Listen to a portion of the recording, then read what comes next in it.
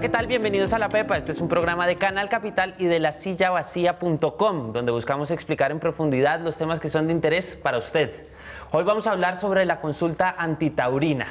Luego de mantenerse cerrada la Plaza Santa María para hacer corridas de toros, a comienzo de este año, por orden de un fallo de la Corte Constitucional, la práctica fue reanudada. Esto generó, como todos los bogotanos recuerdan, grandes movilizaciones y el debate se volvió nuevamente a calentar, debate que había mermado y volvió a crecer. En días recientes se conoció que la consulta antitaurina, que también revivió otro fallo de la Corte Constitucional, está planteada en principio para el 13 de agosto. Esto todavía está en discusión.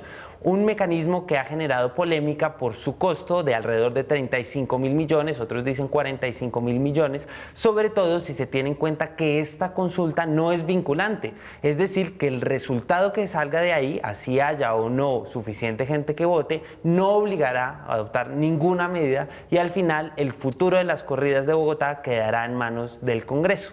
Para entender los detalles centrales de la consulta antitaurina y los efectos que tendrá, tenemos a dos invitados al programa de hoy. Ellos son Natalia Parra, ella es secretaria de la bancada animalista en el Congreso, es directora de la plataforma Alto y es especialista en gerencia pública y control fiscal. Bienvenida. Encantada de estar con ustedes. Y también tenemos invitado a Edwin Molano Sierra, él es consultor en políticas públicas de protección animal, es candidato a magíster en Derecho y es abogado de profesión. Él entiende muy bien todo el debate desde el ámbito constitucional y por eso también lo invitamos el día de hoy. Bienvenido. Gracias, Eduardo, por la invitación. Y con estos dos expertos en el tema, vamos a ver qué saben los que saben.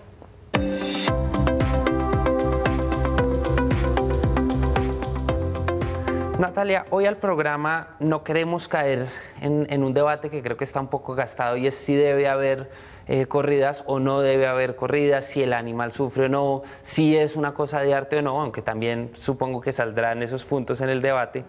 Queremos entender qué trae esta consulta. ¿Por qué no nos cuenta un poquito de la historia, nos pone en contexto para después entender los pormenores constitucionales? Bueno, los activistas por los derechos de los animales, casualmente la gran mayoría de nosotros hemos sido activistas por otro tipo de causas también.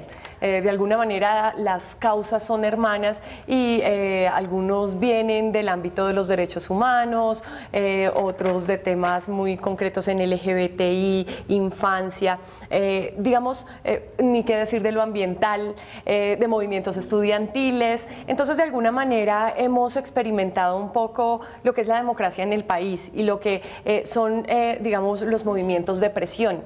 En esa medida, en nuestra lucha para poder abolir las corridas de toros, pues hemos explorado toda la gama de posibilidades para finalmente llegar algún día a ese tan anhelado fin. Pues en algún momento pues siempre hemos tenido la esperanza que el Congreso tome conciencia y por fin pueda quitar ese artículo que en la ley del año 89, que es la ley 84, pues establece que las corridas de toros quedan excepcionadas de lo que es maltrato animal. Esto ya ha venido cambiando con el tiempo a partir de unas providencias de la Corte. Sin embargo, entonces, sabiendo que el Congreso es una plaza difícil y seguimos dando, por supuesto, la pelea en el Congreso para que esto cambie, pues hemos buscado cuáles son los otros mecanismos. Y definitivamente la democracia participativa creemos que es fundamental. Cuando en Bogotá, luego de que se dejara de prestar el escenario de la Plaza Santa María para la realización de corridas de toros y se comenzaron a hacer otro tipo de espectáculos y de cosas que de pronto obedecen más a nuestros tiempos, cuando digamos la Corporación Taurina demandó el no préstamo de la plaza y la Corte le dice al distrito entréguela, pues nos sentamos con la Secretaría General de la alcaldía pasada a decir, bueno, pensemos qué mecanismos, y les propusimos la consulta popular. Ellos la acogieron y lo que hicimos fue, como activistas desde diferentes organizaciones, pensar en cuál podía ser el planteamiento, la pregunta, y pues hacer un poco el contraste a ese fallo de la Corte. Eso ha venido cambiando y la Corte, digamos, ya ha planteado cosas distintas. Es casi que es otra corte la que hay hoy en día, ¿no? Exacto, sin dejar de desconocer cosas que ya había dicho antes. Obviamente todo tiene que ir en línea con disposiciones anteriores. Pero digamos que la consulta nace como eso, como esa necesidad de decir, bueno, o sea, nos devolvieron a la fuerza las corridas en Bogotá, pero ya que la Corte en 2010, en la sentencia 666, estableció que uno de los condicionantes para que haya corridas de toros mientras son exequibles, mientras son permitidas en el país, uno de esos condicionantes es que exista arraigo cultural mayoritario, que haya tradición, pues bueno, no sabemos a ciencia cierta si la hay en Bogotá. Es decir, claro. Si quieres ya entramos a discutir el tema del arraigo cultural, porque me parece muy importante la historia que usted cuenta desde el activismo. Edwin, a mí me interesa, esta consulta había sido tumbada por el Consejo de Estado y la revive la Corte Constitucional. Me gustaría que usted nos contara de una manera muy, no tan abogadil, en qué ha sido la lucha legal detrás de toda esta consulta. Sí, como estaba explicando Natalia, la consulta busca materializar una orden de la Corte Constitucional en la sentencia C666 de 2010.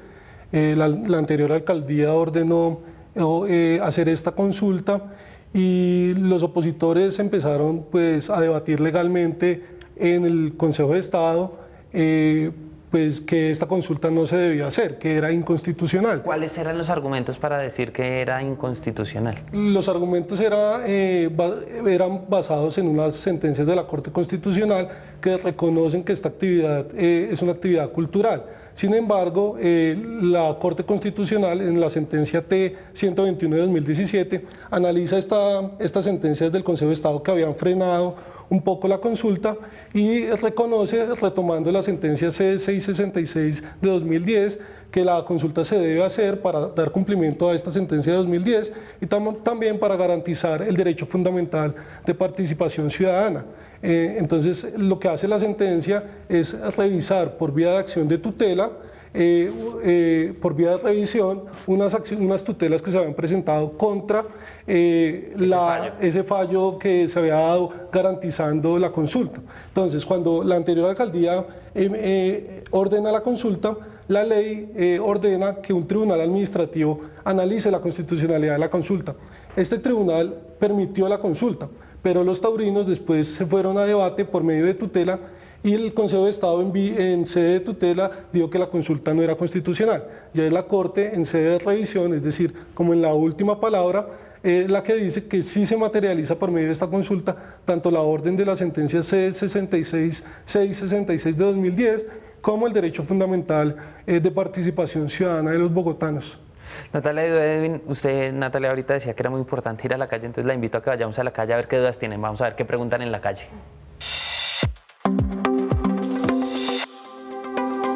Yo tengo una duda.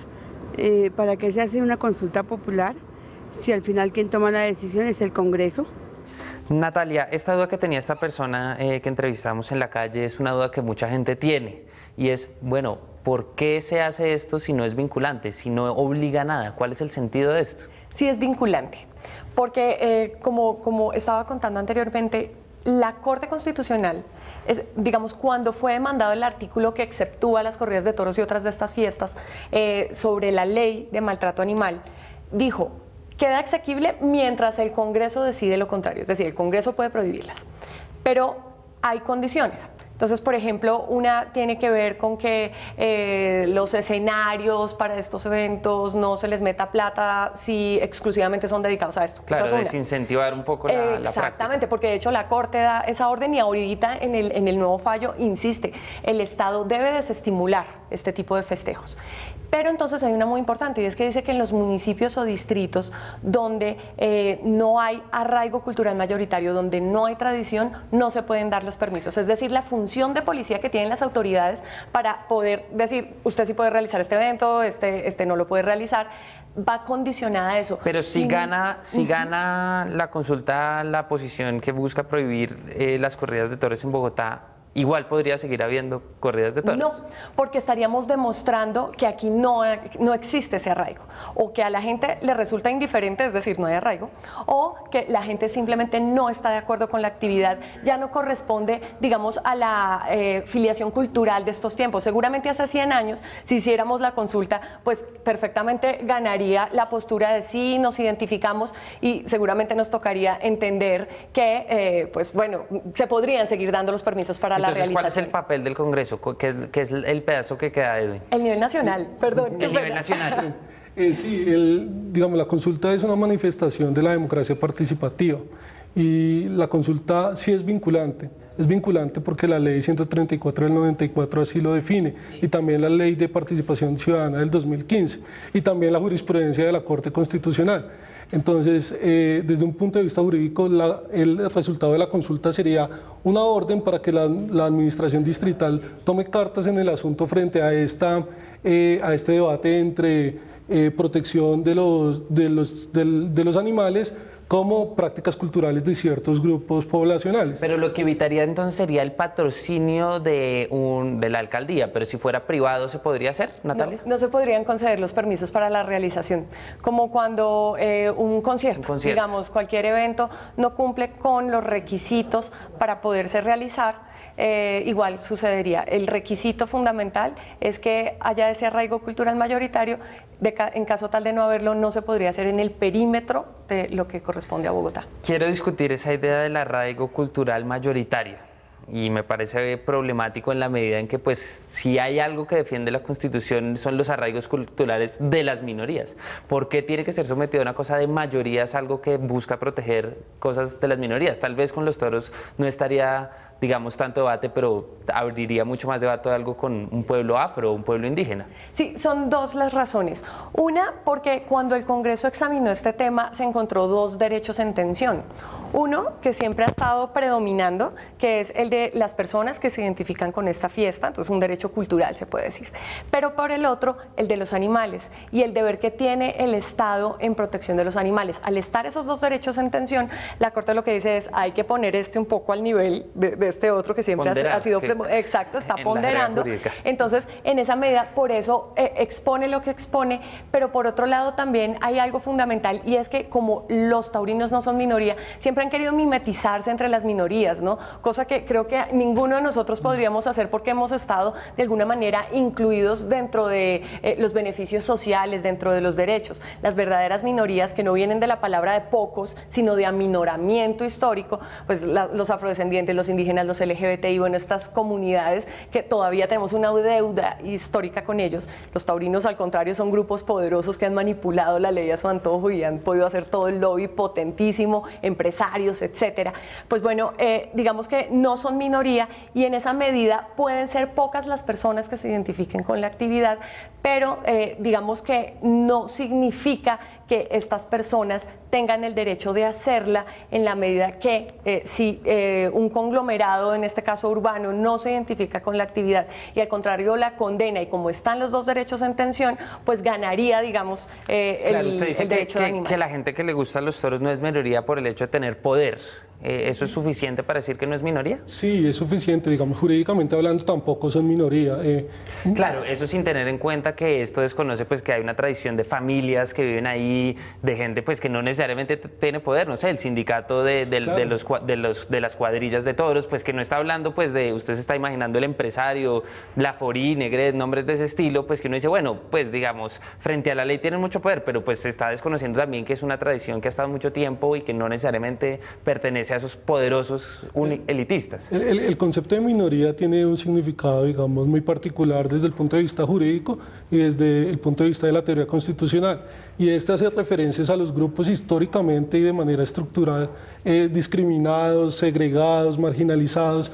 Y esta se aplica para también sujetos de especial protección. En ninguno de los dos casos aplica para quienes apoyan las actividades taurinas. El Estado a cada minuto está tomando decisiones de política pública, y cada minuto cuando toma estas decisiones está afectando los intereses de ciertos grupos poblacionales.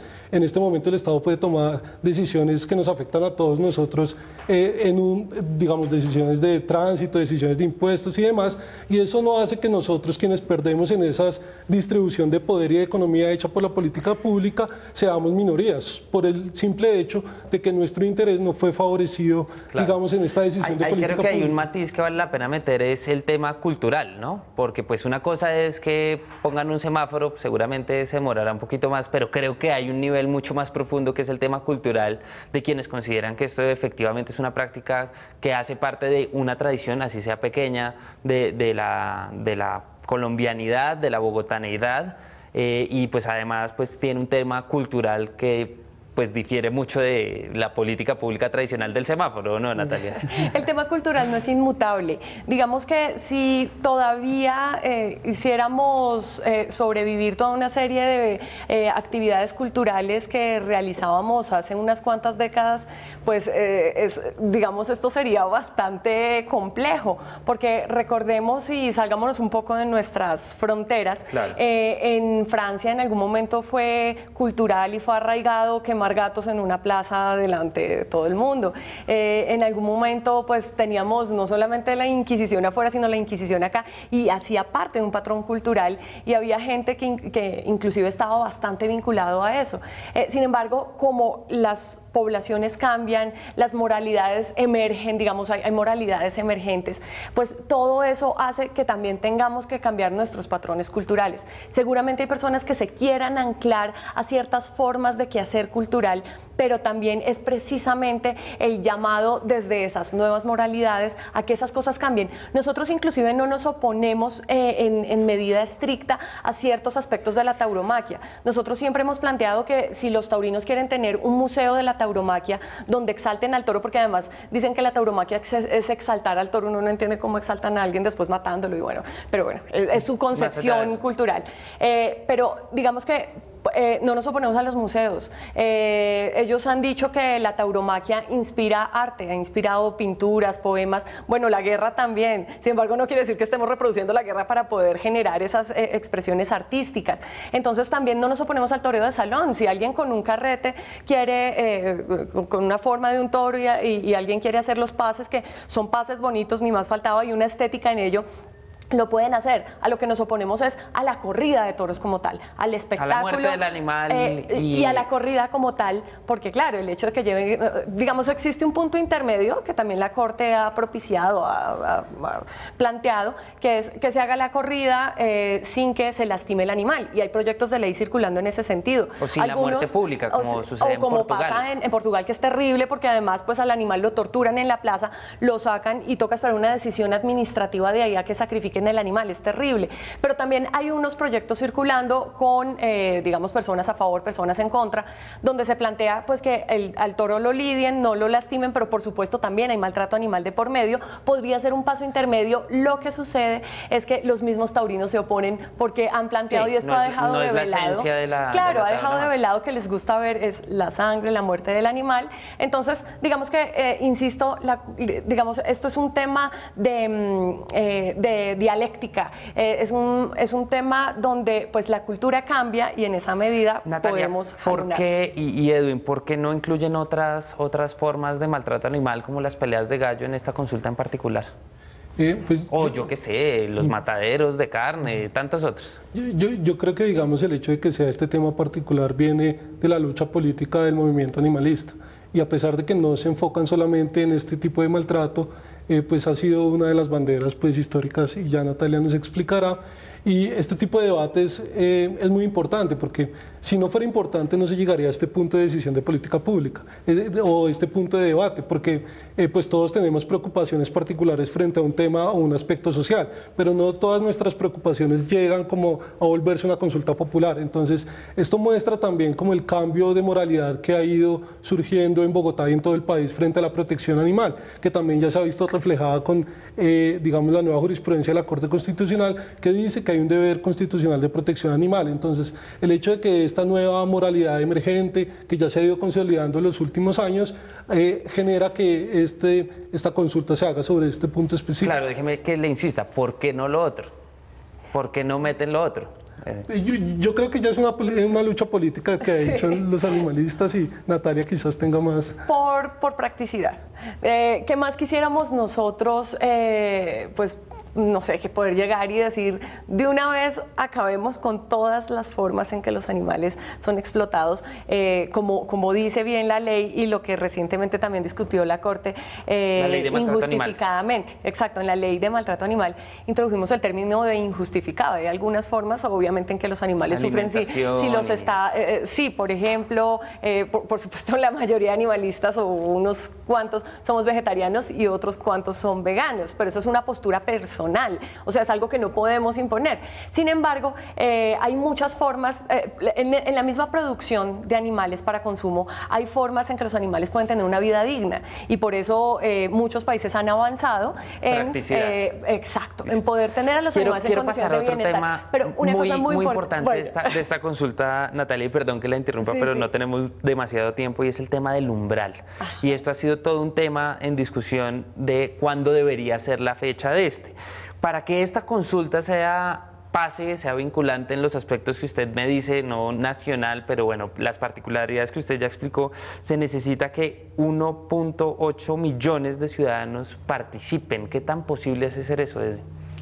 Yo creo que es muy posible, digamos, como estaba explicando ahorita, los bogotanos y las bogotanas cada vez más están manifestando su interés en ampliar la protección de los animales.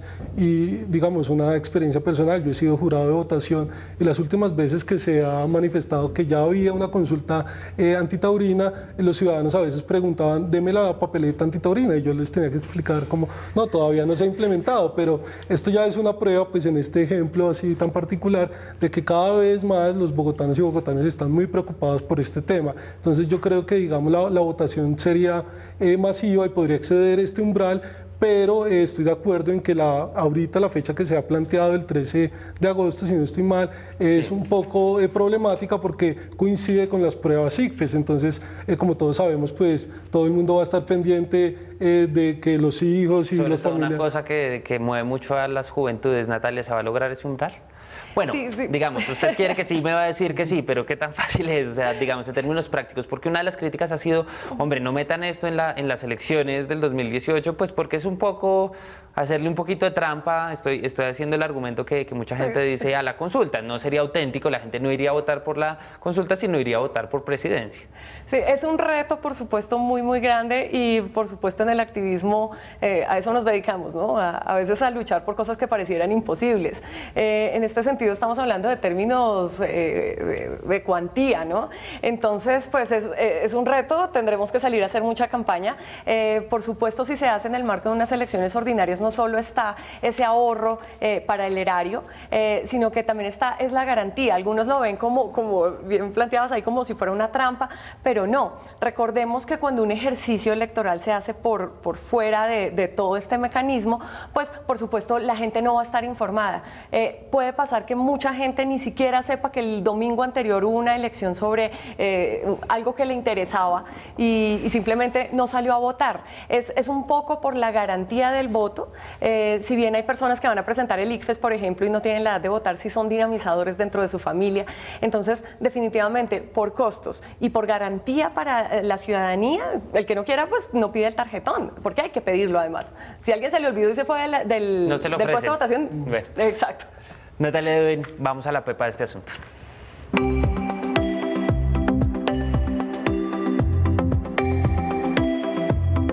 Hoy estamos discutiendo desde dos puntos de vista la consulta antitaurina, desde la base social, desde el activismo y desde el punto de vista legal, con dos personas que están a favor de esta consulta, pero nos parece importante entender en qué va esa lucha y por eso los invitamos a la pepa. Edwin, ¿cuál es la pepa de la consulta antitaurina? La consulta antitaurina es una manifestación de la democracia participativa. El Estado debe hacer todos los esfuerzos para garantizar que la ciudadanía se pronuncie sobre este tema tan espinoso y que sean los bogotanos y bogotanas quienes decidan si la administración pública debe seguir apoyando este tipo de actividades o si debe restringirlas en cumplimiento de la jurisprudencia de la Corte Constitucional. Natalia, ¿cuál es la pepa de este asunto? En 1 minuto y medio. El constituyente primario cuenta. No solamente para votar por candidatos para que nos representen, a veces no tan bien en las corporaciones públicas, pero también cuenta para preguntarle sobre temas que hacen parte del cambio de las posturas morales, de las posturas éticas. Por eso, una consulta sobre este tema nos puede plantear hasta un camino para las diferentes consultas en otros temas, en otros municipios. Entonces, qué mejor que darle vía libre. Natalia Edwin, muchas gracias. Creo que es un tema que da para discutir mucho tiempo más, pero lamentablemente el tiempo no es infinito. Y a todos ustedes recuerden que La Pepa es un programa en la alianza de Canal Capital y de lasillavacía.com. Pueden escribirnos a nuestras cuentas de Twitter, @lapepa_oficial o a la del canal o la de La Silla Vacía que aparecen en pantalla. Este programa, como el que grabamos todos los días, está en la cuenta de YouTube, tanto de Canal Capital como de La Silla Vacía, y ustedes los pueden compartir en redes sociales una y otra vez, y así más y más gente se va sumando a la Pepa. Hasta la próxima.